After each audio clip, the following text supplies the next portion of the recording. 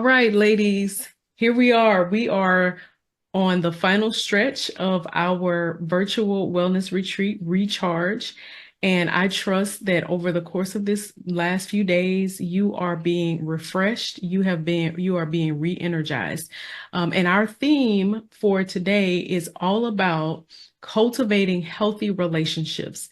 And what's interesting about the conversation that I'm about to have right now with my next guest is you may be saying, well, we're talking about self-care. What does that have to do with cultivating a healthy relationship? Well, what is the saying that we all know at this point? It's very, very cliche, right? You could probably say it with me. Put your oxygen mask on first, right? So how can you adequately care for others? Why would you even want to care for others if you have not given that care to yourself first? And that is why I wanted to have this conversation today with my friend, LaVista Jones, who actually not only is she an advocate of you taking care of yourself and knowing that self-care is not selfish, but she's also wrote a book all about that as well. So we'll probably touch on some of those things just a little bit. So I want to start by just saying, welcome, LaVista. I'm so happy to have you today. I'm excited to be here with you, Kendra. Yeah, so one of the things as you and I were preparing for this conversation that I wanted us to get into, which I had not originally planned for us to talk about, is you have just experienced a devastating loss in your life. And I don't think we should just skim past that. I think it's important for us to actually talk about that. So I want to give you an opportunity to just go ahead and share, like, where are you at this season of your life, in this stage of your life? Yeah, well, um, I think that if any of the listeners or the retreat goers saw my bio, they saw that I am originally from Ohio. I am an Ohio girl through and through. Mhm. And this April, I needed to go to Ohio because my dad was having some health challenges, which wasn't necessarily something new that I was dealing with. But you know how sometimes you just know things? Like I knew that I was going home to say goodbye to my dad and got home in April and had the opportunity to sit with my dad day after day after day for 40 whole days. Mm. And he passed away on May the 20th. And you asked how I am right now. My going response is I am as okay as I can be because my world got rocked in May. And a very, very important person to me, like this man that has held my heart the longest, right? Is how I would refer to him. He's gone. He's been part of every aspect of my life, good, bad, the ugly, all of it, happy memories, not so happy memories. And now those memories together, they're an end came to that. And it's been it's been a road, right, of me um working through like with my therapist, like different emotions and things that are coming up that I'm dealing with, and the work that I'm doing really to establish a new foundation for myself, now navigating the world at 43 without my mother and without my father. Mhm. And one of the things that I was thinking about as as you and I were talking about this earlier is I really was listening to your heart and the sadness that you have, and thinking about all the other women who maybe their grief and loss doesn't necessarily come from a death, but of a family member, but maybe it's a death of something else, or whatever it is, something where they are having to navigate, this is my life now. And um there is I think I've shared this with you before. There's this woman who wrote this book called The Gift. Hmm. It's by Dr. Edith Eger.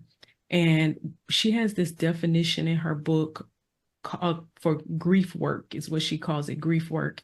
And grief is when the life that you thought you would have looks different from the life that you actually have, right? And that can look in a million different ways.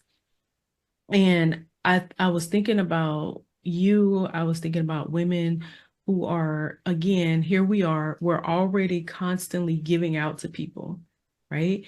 And now, because you have this loss in your life, there's even more that is coming out of you because you're now this person that you love and care about so much is not here anymore. Hmm. And how we still have to figure out, how do we live with this while we're also caring for other people, and and we're giving to them. And initially I started to think, well, maybe you and I should have a different conversation today. But then it was like, no, this is actually the conversation that we need to have. I wanted to talk to you about the balancing, how the work-life balance and self-care strategies. And I would think that you would be needing those strategies even more in this season of your life than maybe you ever have before. Is that true? Oh yeah, 1,000%, right? And when we talk about grief, right, I feel like I have been living in a state of anticipatory grief when it comes to my father for a very long time. Yeah. Anybody that's close to me knows that my dad has had some very difficult health challenges over the years, and I would say the last 2 years or so, things have just progressively gotten worse and more Mhm. severe. And so, it's like every time I go home, he's a little smaller, or he's lost a little bit of the giddy up in his step, or there's something different about him. And it's just like, oh, okay, right? Like coming to grips maybe about a year and a half ago that like my dad is dying, right? Mhm. He's actively dying. I'm seeing his decline, and then just kind of seeing how those things kind of play out. Like you mentioned my book. Like when my book came out, I actually got to go home to my hometown in Ohio and do this huge book um, signing event there, right at the Ohio State University, which was like amazing to me. My entire hometown completely came out and showed out for me, from the food to the marketing to sponsoring the event. It was amazing. But my dad couldn't come Mhm. because he was just too sick, right? I'm this person who's traveled all over the country and has done this and done that, and I'm right there in the backyard of my home, but my dad couldn't participate. And so it's like when I talk about living with anticipatory grief, it was like, okay, I could still talk to him and share those memories of like, hey, this is how this happened and the excitement leading up to it, but he still wasn't there. His presence was missing. And it's just like, I know I'm going to have to get used to that because the time is coming where he's just not going to be here. Where um I was with him, right, during his transition. I talked about being there with him. I definitely had to lean kind of like on my own teachings, right? Like it's one of those times in my life where like my personal and professional definitely like came together. Mhm. And I wrote to my email list a few times, just kind of sharing with them, like, hey, this is what's going on with me. This is what's going on with my dad. And just kind of sharing with them, like, this is what I'm doing to take care of myself while I'm doing this. And just kind of talking about grocery shopping for myself. So I had something healthy to eat while I was at his hospice center. I shared about going and getting a really great feeling blanket to make me feel more at home and comforted in the times where I would wrap myself up sitting beside him, right? To comfort myself because touch is a thing for me. So just kind of sharing some of those things. Um, and even the theme around like how do you take care of yourself and others while you're grieving and all the other things that we as women do. I can even remember the closer and closer it got to my dad actually transitioning, he would be very emotional when I would be getting ready to leave. And he would, and the staff there was great. They brought Mhm. like a second bed into the room so that if I wanted, I could sleep or, spend the night or those kind of things. But the type of care that my father needed was very acute, very, you had to be very responsive. And I had to trust that he was in very capable hands, right? When I wasn't there, and I had to explain to him, Daddy, I've got to go so that I can rest. I need rest so that I am able to come back here tomorrow and basically face whatever new thing is going to be happening, right? Like I can't stay here 24 hours a day. Like I can't be on as like this caregiver in a 24-hour capacity because that's not healthy for me. Like I need some boundaries of separation. I need some time where I'm not listening to monitors go off with heartbeats and different things like that. I need time where a nurse is not talking to me about potassium levels and hemoglobin levels and those kind of things. I need time to decompress. I need time to laugh. I need time to just sit in quiet. And so, I had to explain that several nights. Like, I can't stay. I've got to go home. I've got to rest. I've got to sleep. I've got to be able to take care of me now so that I can come back and be here and we can do this again together the next day. So those are just examples, Kendra, right, of things that I Mhm. had to do during that time.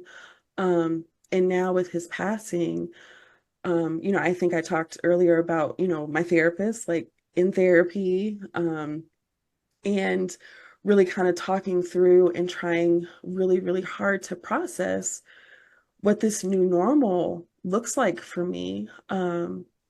Because sometimes I think that when we experience loss, like a significant loss, especially, we Yeah. try to get ourselves back into what life used to look like, Mhm. but that life is gone. That life has changed. And so it's what does life look like for me now? Because it's different than it was on March 19th. Like once March or May 19th, once May 20th happened, life is different for me. How do I cope? How do I continue working and mothering as a grieving daughter? And I mean, for me, truly, it's a work in progress, day after day after day. You know what really strikes me there, I mean, there's several things that strikes me about what you said, but even hearing you talk about in the midst of caring for your dad, having to say to him, I'll be back, but I need to go away and do this. How did you get the strength to do that? So when we talk about that metaphor, right, of putting the oxygen mask on first, Hmm. um, and let me clarify something right at the beginning. You said that, self-care isn't selfish. I actually think it is because it's the care of yourself, right? I think it should be. And I think that we have to let go of the guilt of using our time and our energy and resources to take care of ourselves, no matter what's going on. Like we need to be okay just because we need to be okay. And I think that sometimes when we use that oxygen metaphor, um, we're putting on the mask so that we can take care of other people, and that puts the core of our self-care on them. Like I've got to be okay so I can show up for them. I've got to be okay so I can take care of them. I've got to be okay so I can be a better mom. I can be a better spouse. I can be a whatever. um my point of view is that you need to put that mask on because you need to breathe, That's right. period. That's right. And once you're okay, you're breathing, your needs are met, yeah, you do get to show up as a better mom. You do get to show up as a better spouse. You get to show up as a better daughter, as a better boss, as a better employee. But your self-care is not focused on being better for them, it's being better for you. And Mhm. so, I mean, did it make me emotional to see my hero cry because he knew I was getting ready to leave? 1,000%. Did I know that I would be no good to myself or him if I just allowed myself to stay there 24 hours a day? Yeah, like, and that just wasn't, it's like I'm already losing my father. I can't lose and sacrifice my health too. Mhm. I just can't. And so, just trying to reiterate to him, I'm here. I'm not going back to Arizona because that was a question that he would ask quite for like, when are you leaving? When are you going home? And I'm like, I'm here. I'm here until you basically say otherwise, right? Because of whatever happens. I was like, you dictate right when I go home. I'm not going anywhere. And so I think after a while, him being able to trust and know, like, she's going, but my she's coming back. He was able to not be so emotional when I would leave, but it was important to me. Like, I know myself. One of the things about me, and some people don't believe it's true because they see me speaking or, whatever, I am very much an introverted person. And so to be at the hospital or the hospice center, and like I was talking about earlier, having those conversations, because everybody's wanting to check in on you and see how you are, but having those daily conversations with the chaplain, with the doctor, with the nurses, with the Yeah. dietitian that coming in with, the aides that are doing medicine and all the other stuff. If I don't have quiet time, I'm not okay, right? Like I need to have time where somebody's not talking to me, asking, me things, needing something from me. Because, at the time, I'm also still trying to mother my son that's 2,000 miles away. He Right. was finishing up the third grade and wanting to talk to me about football and about his um field Mhm. trip that he went on and how homework was and how the last day of school was and all that other stuff. And it's just like, okay. And dealing with him being emotional, like, mommy, I want you to come home. And it's like, I know, but I can't. Mhm. Granddaddy needs me. You need me because you're my baby. But right now, granddaddy needs me more. And I need to be here for him and with him. But like those breaks that I talked about, I needed to be there for myself too, because I was away from my family. I was away from my friends, the people that would have been there in person, coming to the hospital, sitting with me, talking to me, having lunch with me. They were also 2,000 miles away. Yeah. Most days I was there by myself every single day. And so I knew if nobody else is going to take care of me, I've got to take care of me. Like, I know what to do. I know what I would tell my best friend to do. I know what I would tell a client to do. Why isn't that advice good for me? And so I had to, basically walk out my talk, right? I couldn't Mhm. just sit there and be this ball of emotions and sick and tired and exhausted because that wasn't what was good for me. Yeah, that's exactly what I was just thinking about is to me, what you have experienced in the last 2 months is you really living out what you have been an advocate for. Yeah. You have been an advocate around self-care and how important it is, and that it is selfish, and that selfish in this situation is absolutely a good thing. I wrote down what you said about putting the mask on just because you need to breathe. Mhm. And that should be enough. Like that really should be enough. And I think that what you're saying resonates so much because I'm also thinking about the women who are feel like they are doing this alone. And of course, I know you have a support system, but in terms of the proximity, hello, Atlas. We got a visitor for this. Yes, my small pony is here. But yeah, Sorry. so you have a support system, but in terms of the proximity of over these last couple months, you've been doing this alone essentially. Now, there was someone else, right, that was around that you could talk to, and who was that for you? That was my cousin Tina. Mhm. And it's so funny, like we joke about it all the time. We're 10 years apart. So, Mhm. you know, when I was a little girl, like my son's age, she was a teenager. She was like the cool cousin that was always going out and going to places and doing stuff, and I could never go because Mhm. I was a little girl. Um, and so I always felt like that FOMO, I'm missing out, like I can't go with my cousin. And whenever she was around, like with my older cousins, they were such a pain in the ass. Like I lived with my grandmother, I was raised by my grandmother, and so like when they would come over, all the snacks would disappear because again, they're teenagers, right? They have much healthier That's appetites right. than an old woman and like a little girl. And it was just like, why are y'all here? Like, you Mm-hmm. guys disturb our peace and our like natural flow of things. Um, I mean, and like her and those cousins, like in that particular generation, they were kind of jerky at times.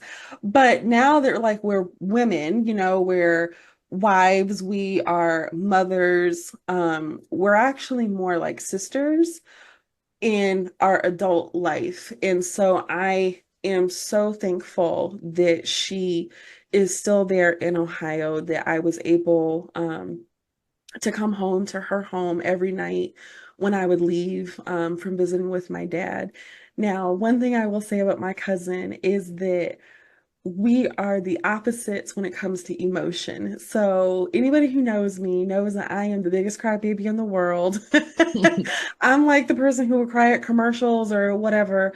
Tina is not that way at all. Emotion sometimes makes her uncomfortable. So imagine me coming home with all of my, "Ah," and she would just hug me, right? Because it's really all that she knew to do, but Mhm. it's the perfect thing that I needed in those moments. Yes. And then she would just let me be, right? And just sit and be quiet. And if I wanted to engage in a conversation, she'd do that gladly.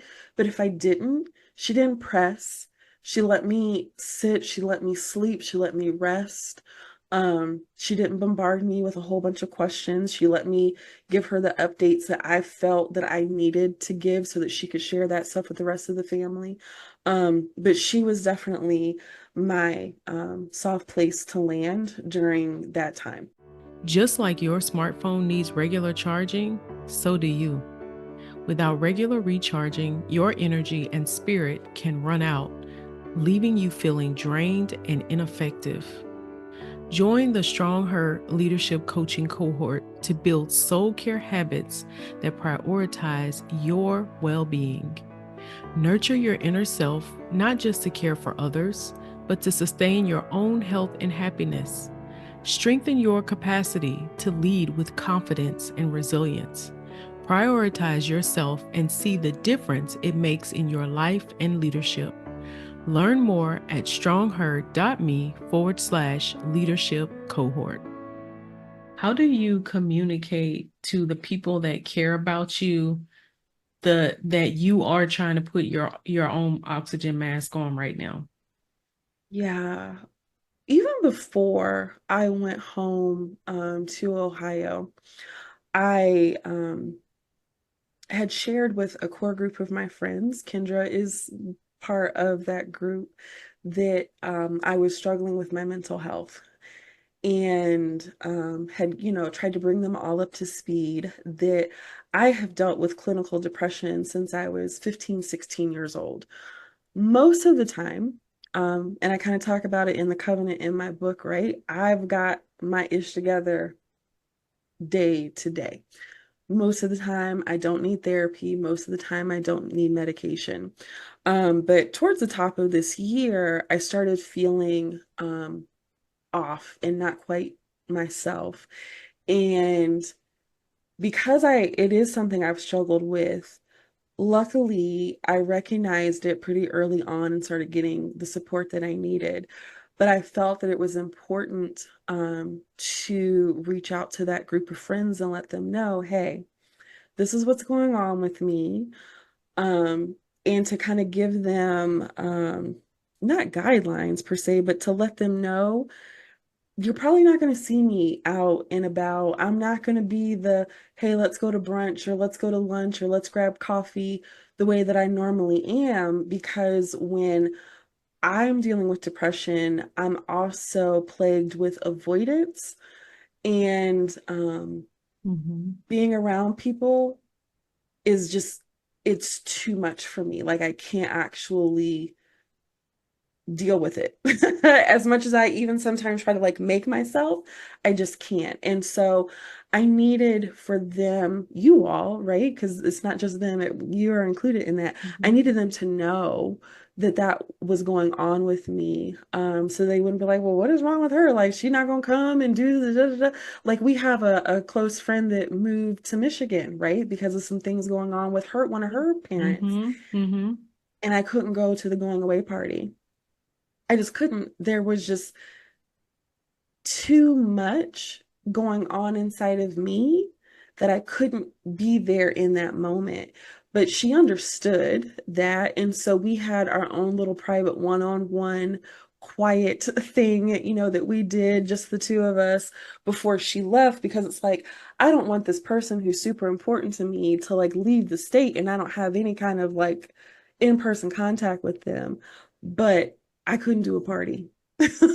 Yes, yes. And that's not the La Vista that my friends live with on a day to day. I'm the, hey, let's go have mimosas. Let's go have the da Yes. da. Let's go do this. Coffee, Let's go. you are Yeah. the queen of coffee and Yeah. breakfast for sure. Yeah. And so rather than fake it till I make it, it was just like, this is what's going on with me. These are the changes you're likely to see, right? Like I'm not going to be as quick to respond. I'm not going to be as quick to want to hang out or to initiate or to accept an invitation to come and do X, Y, and Z because this is something that I'm dealing with right now. And over the course of my dad transitioning, keeping them updated and just letting them know like this is Hmm. hard for me. Yeah. And I'm really glad that you shared that because one of the things that I've been very aware of this in this season of your life as your friend is you have actually been more vocal about exactly what you just shared in terms of this is why I'm not coming to this or not, and not so much that you're giving a reason, but you're actually giving us a heads up or letting us know in advance. Because I remember in the earlier years of our friendship, when you would be going through a hard time, you would disappear, like you said, the avoidance. And I wouldn't have any idea why. I didn't know if everything was okay, if something was wrong, if I did something, or, if someone else had done something. And I feel like in this season, you have been way more intentional about saying, just know that there's a possibility that I am going to go through these moments where I just can't do it. I can't show up. I can't be a part of this. And it has nothing to do with you. It has everything to do with what's happening in my body, what's happening even in the case of your dad, what's happening in your life. And so I think that you just sharing that is very valuable and helpful, even for me as your friend, because I can see the difference. I really can see the difference between now and then.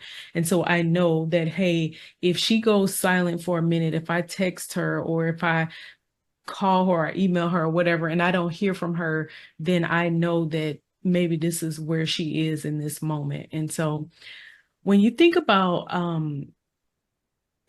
you brought up the whole idea, you brought up the whole, you know, challenges that you face where mental health is concerned. And that's something that we haven't necessarily talked too much about during the series because I'm not a doctor, but I do think that you sharing that is really, really important because, yeah, there are a lot of tools and strategies that we have done our best to provide to women during these few days. However, sometimes there are things that are happening that are beyond the scope of what we've talked about. And for you, LaVista, who did you reach out to? How did you know? So you said that you've been dealing with this since you were a teenager. Mhm. You've been dealing with depression, clinical depression, since you were a teenager. How did you know? Did you go to, was there a doctor that immediately that you were able to go to that knew what was happening? How did the diagnosis of all of that come about for you? When I was a teen, Yes, when you were a teenager. well, um, life as a teenager was interesting for me in so many ways. Mhm.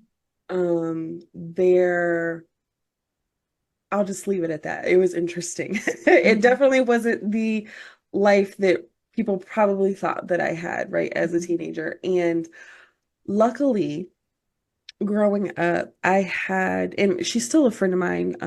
I don't think that we're necessarily best friend statuses with each other, but my best friend at the time, she had very similar things going on in her life.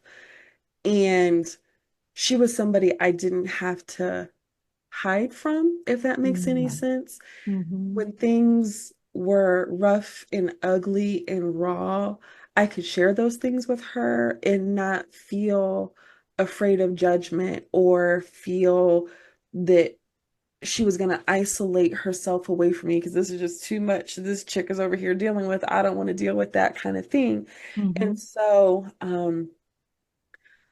going to see a mental health professional for the first time as a teenager came with the discovery of my mom's body.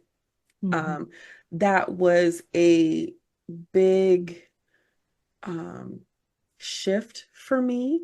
Mhm. And I just started noticing how I was responding to this update, right? My mom was no longer a missing person. She was a murder suspect. And Mhm.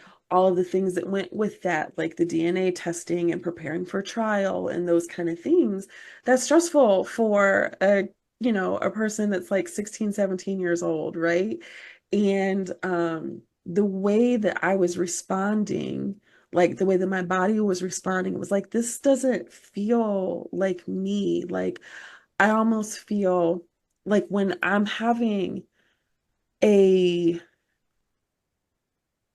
battle with depression, it feels like I've been moved to a spectator role in Mhm. life Mhm. where things are just kind of happening. But I'm like, am I actually participating in this? Right? It kind of feels like a big fog. And I knew that that didn't feel right to me. And so, kind of talking with like my best friend, I'm like, I feel like I need to go talk to somebody because I don't feel right. And so she was like, okay, like let's go find somebody. And so we found someone in Marion and I went and I talked to them and started telling them, what I was dealing with, how I was feeling. And that's where I first got the diagnosis. It was something that not keeps coming up, but like any physician that I go to, whether it's a mental health physician or like what is it, like a primary care doctor, Mhm. during the times when I have been struggling, um, it's been like textbook, you know, clear, like, oh, okay, this is what's going on with you. This is like what we need to try or whatever to just kind of get myself back to feeling like myself. And I think that I am acutely aware of what's going on with me because my mother had mental health issues. And I think seeing her struggle made me even more self-aware, if that makes any sense, of when something fell off with me so that I could get help. Technically, right, growing up as a teenager, I was raised in a household where my caregivers told me depression didn't exist. And it's like, okay, cool. I'm gonna go to therapy anyway because I don't want Mhm. to feel like this anymore. So, That's really kind of where it started for me when I was a teenager. And I think why it's been such an important thing for me really my whole life. Yeah, that I was that was my exact thought, honestly, is you had to learn at a really early age the power of self-care. Hmm. One of the things that I always tell you about you, because I know quite a few parts of your story, is that, you know, the saying, you don't look like what you've been through, it definitely applies to you. And you don't seem hardened by life. You really have, you know, I know, I mean, I don't know if you may not be in that mode and feeling like that right now, but honestly, the way you are as a person, being around you, being your friend, there's still a softness to you. And I have been around plenty of women who have been traumatized by life, and the softness that I see in you is not common when women have gone through the things that you've gone through. And so it really makes me wonder if, because you learned this so early on and you took the steps where you went to therapy and got the support that you needed, when you, as an adult and a wife and a mother and a business owner, and you started putting these different self-care practices into place, I feel like all of those things have helped you retain that softness that I see in you. And I don't want to put words in your mouth, but um, do you agree with that? Do you see that differently or? I don't think that I see it differently. I know that I love big. I've always loved big. Mhm. If you have my heart, you Mhm. have it 1,000%. Yeah. Like I love you. Mhm. Um, and it's unfortunate that I have experienced hurt and pain at the hands of people that I have given my heart to, but it doesn't mean to me that I want to stop loving, if that makes any sense. Mhm. I don't want to not love. Like it's such a big part of me that I want to give that it's just like, okay, that sucked. That was terrible. That was whatever. What can I learn from it? Mhm. What can I learn about myself from what I went through? And, you know, what boundaries, right, do I need to put up, but not so tall that I won't let anybody else come in Mhm. because I don't want to live life like that. Mhm. Yeah. Yeah. Um, so for the women that are watching and listening to this, if you were sitting with a woman, I want to talk about when you said put on your mask because you need to breathe. And I know that breathe is a very important word to you. What would you tell her in this season if she feels like she's approaching burnout, if she's dealing not just with the regular demands of life that are already overwhelming, but maybe she's also, on top of all of that, she's also in a season of grief and loss. What would you tell her in terms of what it takes to start to breathe like again? Yeah. One, I would tell her that if you're feeling all of that stuff right now, take a pause and literally breathe.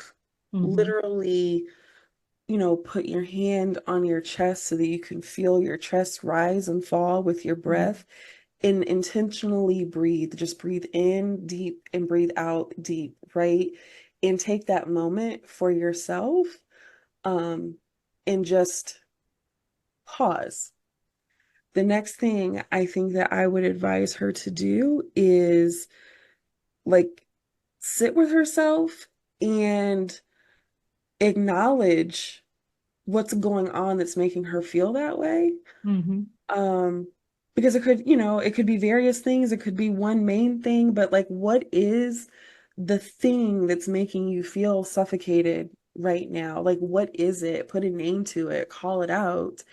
Um, and then I would advise her to share with somebody what she's feeling, somebody that she feels safe with sharing that level of vulnerability with, to share just kind of like what she's feeling, what she's dealing with like right now.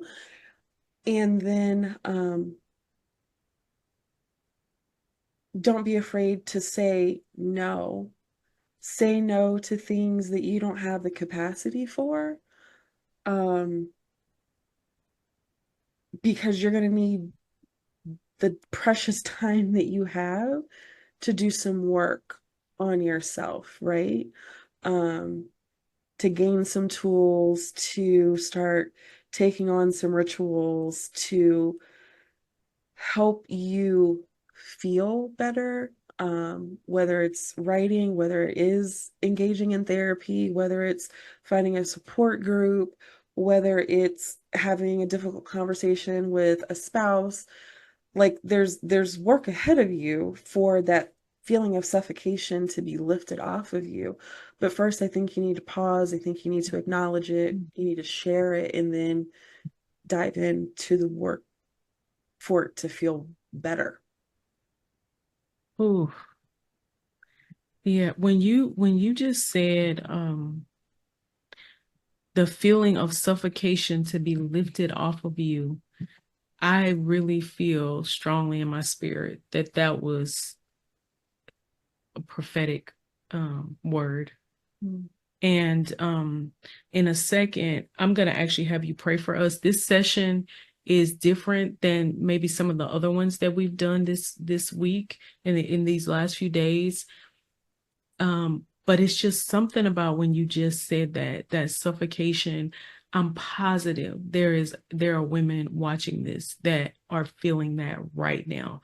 And that's not, maybe that's not even the word that they would have used to describe it, but when you said it, I really felt that really strongly in my spirit. I felt it really strongly. So I'm gonna have you pray for them also. And I know who you are. So I know I could have you give us tips and strategies and tools, and because you're the systems woman and that's what you do. But I feel like this session was supposed to look different. It really was supposed to just give them a moment to breathe and hear from a fellow woman who is on the journey, who is doesn't have all the answers. That's so much for me a part of why we need each other, is because that feeling of you have to know everything and you have to have all the answers and you have to have it all figured out. To me, that alone is suffocating. That feeling alone, let alone the other things in life that we are dealing with. And so I just want to thank you so much, LaVista. But there is one more thing I wanted to ask you about, because I have your book in front of me, Yeah, and because you have a chapter in the book about embracing self-compassion in the midst of unmet expectations. yeah. So really briefly, there is specifically, you talk about balance is not a one-time thing. So this session, and even just the theme for your where your talk is going to sit, is under work-life balance. When you say balance is not a one-time thing, would you share a little bit more about that with us? Yeah, I think that somewhere we got the impression that if we achieve balance, it's just like, I did it. I'm balanced, or I've self-cared today. Mm-hmm. Well, I've done it. I did it. I've arrived, right? And it's just like, okay, great. You feel balanced today. What's that going to look like for you tomorrow? What's that going to look for like for you next week? What's that going to look like for you a month from now? What's that going to look like for you when you lose a job? What's that going to look like for you when you're dealing with the rejection of a business deal that didn't go the way that you wanted it to go? What's that going to look like when you fight with a significant other? What's that going to look like when your blessing in the form of children are driving you up the wall, right? Mhm. What's that going to look like then? And when I say that in the book, it's not this achievement like, hey, I climbed Everest.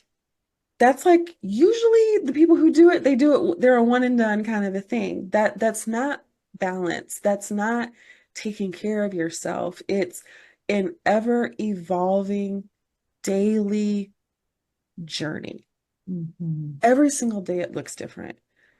Every single day taking care of myself looks different. Every season in life that I have ever been in, taking care of myself looks different. Taking care of myself when I was 20 totally looks different than me taking care of myself at 43 with a spouse, a son, a business. It's different. And if you don't give yourself the space and the permission for that to evolve, the work that you're doing, like you're gonna like stall out. Mhm. Mm. Yes. Absolutely. I really appreciate your perspective and your wisdom. Like I'm really soaking it all in for myself. And I would love for you to pray for us. And then we're going to share with them how they can stay connected to you.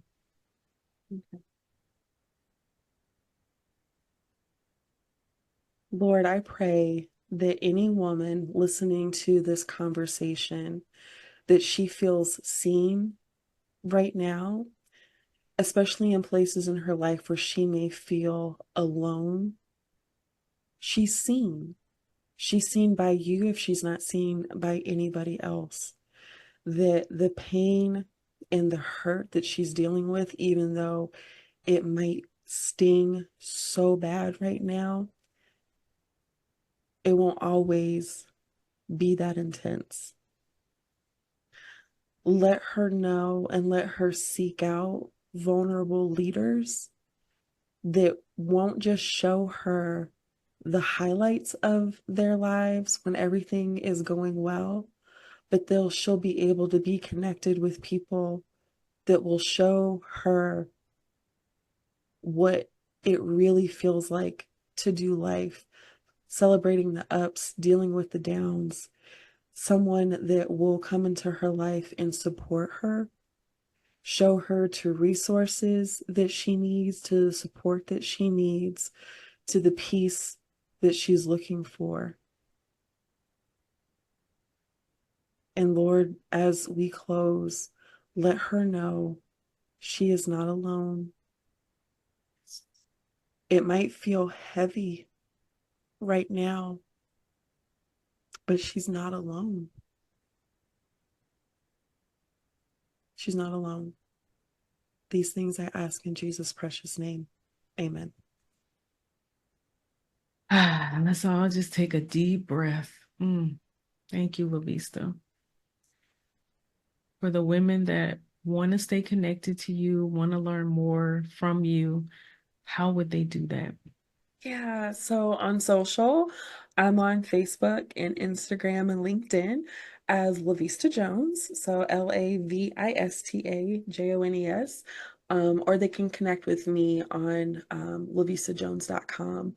You mentioned the book. There is a way to download the first chapter of that book out there on the website. So if they're interested in getting, oh, there it is. It's so There pretty. it is, right here. um they can download the first chapter and the manifesto that really kind of started me writing that book, so they can get that for free. All right, my friend. Thank you so much. You're welcome. Thank you for having me.